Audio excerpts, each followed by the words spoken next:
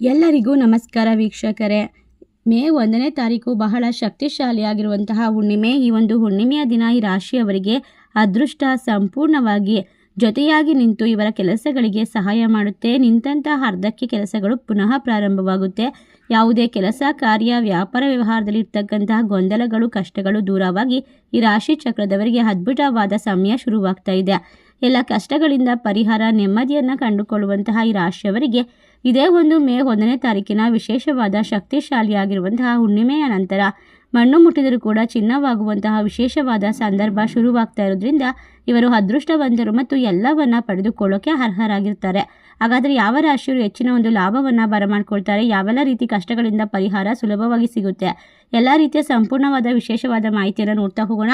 ಅದಕ್ಕೂ ಮುನ್ನ ನೀವು ಕೂಡ ದೇವರು ಹಾಗೂ ಜ್ಯೋತಿಷ್ಯ ಶಾಸ್ತ್ರವನ್ನು ನಂಬೋದಾದರೆ ಈಗಲೇ ವಿಡಿಯೋಗೆ ಒಂದು ಲೈಕ್ ಕೊಟ್ಟು ತಪ್ಪದೆ ನಮ್ಮ ಚಾನಲ್ನ ಸಬ್ಸ್ಕ್ರೈಬ್ ಮಾಡಿ, ಹಾಗೆ ತಪ್ಪದೆ ಓಂ ನಮಃ ಶಿವಾಯ ಎಂದು ಕಮೆಂಟ್ ಮಾಡಿ. ಹೌದು, ಈ ರಾಶಿ ಚಕ್ರದವರಿಗೆ ಈ ಸಮಯದಲ್ಲಿ ವಿಶೇಷವಾಗಿ ಲಾಭ ಮತ್ತು ಮನಸ್ಸಿಗೆ ಶಾಂತಿ ದೊರೆಯುವಂತಹ ಅದ್ಭುತವಾದ ಸಮಯ ಅಂತ ಹೇಳಿದ್ರೆ ತಪ್ಪಾಗೋದಿಲ್ಲ. ರಾಜಕೀಯದಲ್ಲಿ ಉನ್ನತವಾದ ಪದವಿಯನ್ನು ಗಳಿಸ್ಕೊಳ್ಬಹುದು. ಮಕ್ಕಳ ವಿಚಾರದಲ್ಲಿ ಲಾಭವನ್ನು ಕಂಡುಕೊಳ್ತೀರಾ, ಸಿಹಿ ಸುದ್ದಿಯನ್ನು ಬರಮಾಡ್ಕೊಳ್ತೀರಾ. ಅಷ್ಟೇ ಅಲ್ಲದೆ ನಿಮ್ಮ ಜೀವನದಲ್ಲಿ ರಾಜಯೋಗ ಶುರುವಾಗುವಂತಹ ವಿಶೇಷವಾದ ಸಂದರ್ಭ ಇದಾಗಿರೋದ್ರಿಂದ ನಿಮ್ಮ ಕಷ್ಟಗಳು ಸಂಪೂರ್ಣವಾಗಿ ದೂರವಾಗುತ್ತದೆ. ಹಾಗಾದರೆ ಇಷ್ಟೆಲ್ಲ ಅದೃಷ್ಟವನ್ನು ಬರಮಾಡ್ಕೊಳ್ಳುವ ಮೊದಲನೇ ರಾಶಿ ಯಾವುದು ಅಂತ ನೋಡೋದಾದರೆ ಮೊದಲನೇ ರಾಶಿ ಸಿಂಹರಾಶಿ. ಸಿಂಹರಾಶಿಯಲ್ಲಿ ಇರ್ತಕ್ಕಂತಹ ಜನರು ಮನುಷ್ಯನು ಜನಿಸಿದ ಮೇಲೆ ಬದುಕಿಗೆ ಬೆಳಕನ್ನು ಕೊಡುವಂತಹ ಸೂರ್ಯನನ್ನು ಅರ್ಚಿಸಬೇಕಾಗುತ್ತದೆ. ಅವನ ಬಲದಿಂದ ನಿಮ್ಮ ಜೀವನದಲ್ಲಿ ತೇಜಸ್ಸು ಬರುತ್ತದೆ. ಇದೇ ಒಂದು ವಿಶೇಷವಾಗಿರುವ ಮೇ 1ನೇ ತಾರೀಕು ಸೂರ್ಯದೇವನಿಗೆ ಅರ್ಘ್ಯವನ್ನು ಸಮರ್ಪಣೆ ಮಾಡಿ ನಿಮ್ಮ ಜೀವನದ ಕಷ್ಟಗಳನ್ನು ದೂರ ಮಾಡಿಕೊಡಿ. ಅಷ್ಟೇ ಅಲ್ಲದೆ ಆಫೀಸ್ ಕೆಲಸ ಯಾವುದೇ ಕೆಲಸ ಕಾರ್ಯ ಮಾಡ್ತಾ ಇದ್ರು ಕೂಡ ಅದರಲ್ಲಿ ಹೆಚ್ಚಿನ ಒಂದು ಯಶಸ್ಸು ಲಾಭ ಸಿಗ್ತಾ ಹೋಗುತ್ತೆ. ನಿಮ್ಮ ಆರೋಗ್ಯವನ್ನು ರಕ್ಷಿಸಿಕೊಂಡು ಕೆಲಸ ಕಾರ್ಯಗಳನ್ನು ಮುಂದುವರಿಸೋದು ಶ್ರೇಯಸ್ಕರ.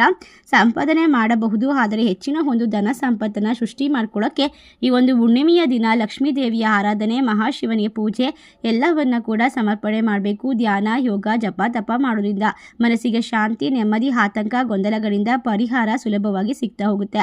ಸಿಂಹರಾಶಿಯ ಜನರು ಎಲ್ಲ ಕೆಲಸದಲ್ಲೂ ಕೂಡ ಅಪಾರವಾದ ಯಶಸ್ಸನ್ನ ಲಾಭವನ್ನು ಗಳಿಸಿಕೊಳ್ತಾರೆ, ನೆಮ್ಮದಿಯನ್ನ ಬರಮಾಡಿಕೊಳ್ತಾರೆ. ಒಟ್ಟಾರೆಯಾಗಿ ರಾಶಿ ಚಕ್ರದವರಿಗೆ ಚಂದ್ರನ ಅನುಗ್ರಹ ಕೈ ಹಿಡಿಯುತ್ತದೆ, ಕಷ್ಟಗಳಿಂದ ಪರಿಹಾರ ಸಿಗ್ತಾ ಹೋಗುತ್ತೆ. ಮುಂದಿನ ರಾಶಿ ವೃಶ್ಚಿಕ ರಾಶಿ. ವೃಶ್ಚಿಕ ರಾಶಿಯವರಿಗೆ ದ್ವಾದಶದಲ್ಲಿ ಸೂರ್ಯನು ನಿಮಗೆ ಶಕ್ತಿಯನ್ನ ನೀಡ್ತಾರೆ. ಅದೇ ರೀತಿ ಚಂದ್ರನ ಆಶೀರ್ವಾದ ಬಹಳ ಮುಖ್ಯವಾಗಿರುತ್ತೆ. ಈ ಹುಣ್ಣಿಮೆಯ ದಿನ ಚಂದ್ರನ ಅನುಗ್ರಹಕ್ಕೋಸ್ಕರ ಓಂ ಚಂದ್ರದೇವಾಯ ನಮಃ ಮಂತ್ರವನ್ನು ಜಪಿಸಬೇಕು. ದೇವರು ಏನೇ ಕೊಟ್ಟರೂ ಕೂಡ ಆರೋಗ್ಯವನ್ನು ಹಾಳು ಮಾಡಿಕೊಂಡರೆ ಪರ್ಯಾಯ ವ್ಯವಸ್ಥೆಯೇ ಇಲ್ಲ. ದೇವರ ಸಹಾಯ ದೊರಕಲು ಪೂರ್ವ ಜನ್ಮದ ಪುಣ್ಯವಿರಬೇಕು. ದ್ವಿತೀಯದಲ್ಲಿ ಗುರುವಿದ್ದಾನೆ. ಏಕಾದಶದಲ್ಲಿ ಶನಿಯ ಸಂಯಮ ಶಿಸ್ತನ್ನು ಉಂಟು ಮಾಡ್ತಾನೆ. ವಿದ್ಯಾವಂತರು ಹಾಗೂ ಸೌಮ್ಯ ಚಿತ್ತರು ನಿಮ್ಮ ಜೊತೆಯಲ್ಲಿರ್ತಾರೆ.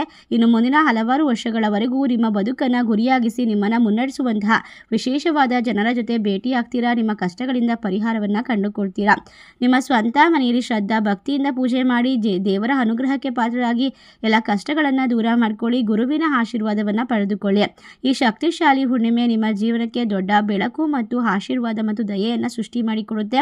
ನಿಮ್ಮ ಎಲ್ಲ ರೀತಿಯ ತೊಂದರೆಗಳಲ್ಲಿ ಈಗ ದೂರವಾಗುವಂತಹ ಸಾಲ ಬಾಧೆ ಕೂಡ ಪರಿಹಾರವಾಗುತ್ತೆ. ಗುರುವಿನ ಅಡಿಪಾಯದಲ್ಲಿ ನೀವು ಜೀವನವನ್ನು ರೂಪಿಸಿಕೊಂಡು ಶಿವನನ್ನೇ ಗುರು ಭಾವನೆಯಿಂದ ಪೂಜಿಸಿದರೆ ಖಂಡಿತವಾಗಿ ನಿಮ್ಮ ಜೀವನದಲ್ಲಿ ಲೋಕ ಕಲ್ಯಾಣವೂ ಆಗುತ್ತೆ ಮತ್ತು ನಿಮ್ಮ ಜೀವನ ಕೂಡ ಉದ್ಧಾರ ಆಗುತ್ತೆ ಅಂತ ಹೇಳ್ತಾ ಈ ರಾಶಿ ಚಕ್ರದವರ ಬಾಳು ಬಂಗಾರವಾಗೋದಕ್ಕೋಸ್ಕರ ಈ ಸಂದರ್ಭದಲ್ಲಿ ಕಷ್ಟದಲ್ಲಿ ಇರತಕ್ಕಂಥವರಿಗೆ ನಿಮ್ಮ ಕೈಲಾದಷ್ಟು ಸಹಾಯ ಮಾಡೋದನ್ನ ಮರಿಬೇಡಿ.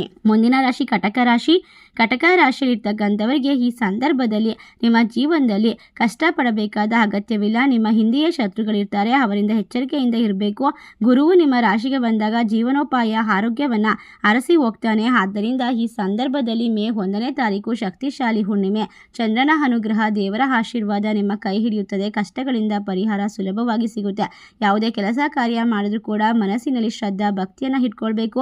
ಕೆಲಸದಲ್ಲಿ ಆಸಕ್ತಿ ಇರಬೇಕು. ಲಾಭವನ್ನು ಯೋಚನೆ ಮಾಡದೆ ದೇವರಿಗೆ ಅರ್ಪಣೆ ಮಾಡಿ ನಿಮ್ಮ ಜೀವನದಲ್ಲಿ ಇರ್ತಕ್ಕಂಥ ಪ್ರತಿಯೊಂದು ಸಮಸ್ಯೆಯನ್ನು ದೂರ ಮಾಡುವಂತಹ ಹೊಣೆ ಭಗವಂತನಿಗಿರುತ್ತೆ.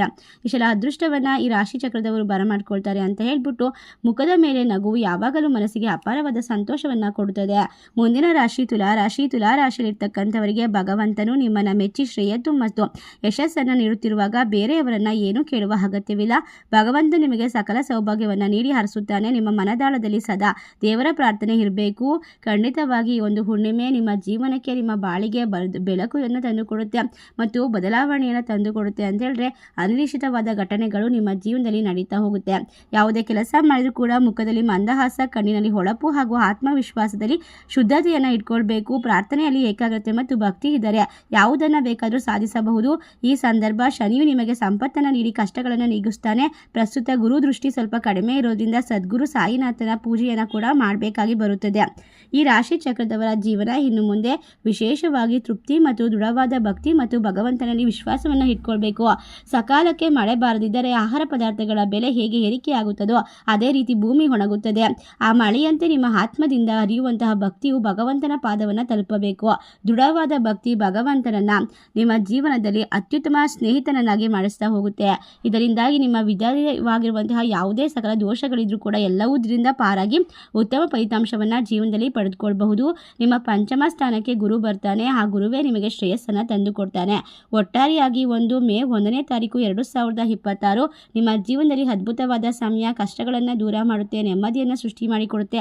ಹಲವಾರು ವರ್ಷಗಳವರೆಗೆ ಕೂಡ ಸುಖ, ಸೌಲಭ್ಯ, ಶಾಂತಿ, ನೆಮ್ಮದಿ, ಅಷ್ಟ ಐಶ್ವರ್ಯದಿಂದ ತುಂಬಿರುವಂತಹ ವಿಶೇಷವಾದ ಜೀವನವನ್ನು ನಿಮಗೆ ಸಿದ್ಧಿಸೋಕ್ಕೋಸ್ಕರ ಈ ಸಂದರ್ಭದಲ್ಲಿ ಚಂದ್ರನ ಅನುಗ್ರಹ, ದೇವರ ಆಶೀರ್ವಾದ ಕೈ ಹಿಡಿಯುವಂತಹ ವಿಶೇಷವಾದ ಸಮಯ. ನೀವು ಮಾಡಬೇಕಾದ ಸಣ್ಣ ಪುಟ್ಟ ಪರಿಹಾರ ಅಂದರೆ ಬೆಳಗ್ಗೆ ಎದ್ದು ಶುಚೀಭೂತರಾಗಿ ಮನೆಯನ್ನು ಸ್ವಚ್ಛಗೊಳಿಸಿ ಅರಿಶಿನ ಮತ್ತು ಉಪ್ಪನ್ನು ಹಾಕಿ ಮನೆಯನ್ನೆಲ್ಲ ಸ್ವಚ್ಛ ಮಾಡಿದ ನಂತರ ಸ್ನಾನ ಮಾಡುವ ನೀರಿಗೆ ಸ್ವಲ್ಪ ಎಳ್ಳು ಅಥವಾ ಸ್ವಲ್ಪ ಅರಿಶಿನ ಅಥವಾ ಉಪ್ಪನ್ನು ಹಾಕಿ ಸ್ನಾನವನ್ನು ಮಾಡಿಕೊಳ್ಬೇಕು. ನಂತರ ದೇವರ ಮುಂದೆ ತುಪ್ಪದ ದೀಪವನ್ನು ಆರಾಧನೆ ಮಾಡಬೇಕು ಮತ್ತು ನಿಮ್ಮ ಮನಸ್ಸಿನ ಕೋರಿಕೆಗಳನ್ನು ಕೇಳ್ಕೊಳ್ಬೇಕು. ನಿಮ್ಮ ಮನೆಯಲ್ಲಿ ಯಾವುದೇ ಕಷ್ಟವಿರಲಿ, ನಿಮ್ಮ ಜೀವನದಲ್ಲಿ ಯಾವುದೇ ನೋವಿರಲಿ, ದುಃಖವಿರಲಿ ಎಲ್ಲವನ್ನ ಪಾರು ಮಾಡು ಎಂದು ಭಗವಂತನಲ್ಲಿ ಮೊರೆಯನ್ನು ಇಟ್ಟು ಈ ಸಂದರ್ಭದಲ್ಲಿ ಸಂಕಲ್ಪವನ್ನು ಮಾಡಿಕೊಂಡು ನಿಮ್ಮ ಮನಸ್ಸಿನಲ್ಲಿ ಭಕ್ತಿಯನ್ನು ತುಂಬಿಕೊಂಡ್ರೆ ಖಂಡಿತವಾಗಿ ನಿಮ್ಮ ಬಾಳು ಬಂಗಾರವಾಗುತ್ತದೆ. ಈ 4 ರಾಶಿಯಲ್ಲಿರ್ತಕ್ಕಂತಹ ಜನರಿಗೆ ಯಾವುದೇ ಸೋಲು ಅನ್ನೋದು ಬರೋದಿಲ್ಲ, ಕಷ್ಟ ಅನ್ನೋದು ಬರೋದಿಲ್ಲ.